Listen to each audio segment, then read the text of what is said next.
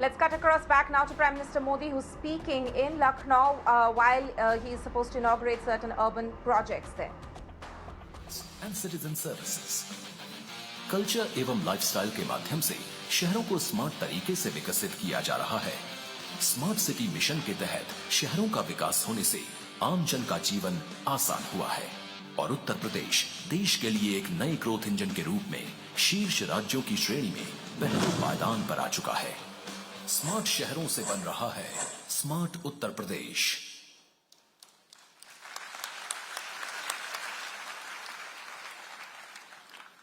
अब इस श्रृंखला को आगे बढ़ाते हुए मैं माननीय प्रधानमंत्री जी से अनुरोध करूंगा कि बाबा साहब भीमराव अंबेडकर विश्वविद्यालय लखनऊ में भारत रत्न माननीय अटल बिहारी वाजपेयी चेयर का डिजिटल शुभारंभ करने का कष्ट करें। माननीय प्रधानमंत्री जी।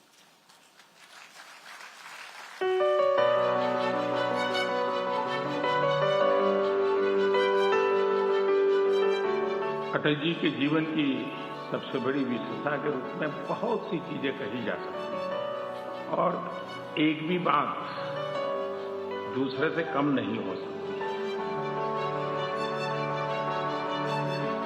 लोगों ने उन्हें उत्तम सांसद, संवेदनशील लेखक, श्रेष्ठ वक्ता, लोकप्रिय प्रधानमंत्री के रूप में याद किया है और करते हैं।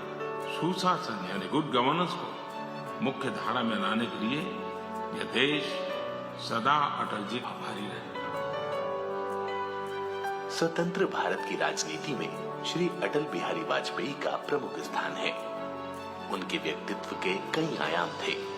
वो एक असाधारण राजनीतिज्ञ, वाक्पटु वक्ता, कुशल राजनयिक, शानदार प्रशासक, एक विपुल लेखक और कवि हृदय थे। उन्हें वर्ष 2015 में भारत के सर्वोच्च नागरिक पुरस्कार भारत रत्न से सम्मानित किया गया था। श्री अटल बिहारी वाजपेयी 3 बार भारत के प्रधानमंत्री बने। वो एक दूरदर्शी नेता थे। उन्होंने भारत के भविष्य को देखते हुए देश को पोखरण द्वितीय के लिए परमाणु शक्ति घोषित करने का एक दृढ़ निर्णय लिया। उनकी मेगा परियोजना स्वर्णिम चतुर्भुज और east west north south corridor राजमार्गों के माध्यम से 4 महानगरों को जोड़ा गया और विभिन्न प्रदेशों के बीच सड़क यातायात को सुगम बनाया गया। इससे भारत के बुनियादी ढांचे में परिवर्तन हुआ और विकास की बृहद प्रक्रिया शुरू हुई, जिससे आम आदमी लाभान्वित हुआ। उनके पास प्राचीन धर्म, संस्कृति और सभ्यता का एक बड़ा ज्ञान और समझ थी, जिसे उन्होंने अपनी कविता और साहित्य के माध्यम से व्यक्त किया।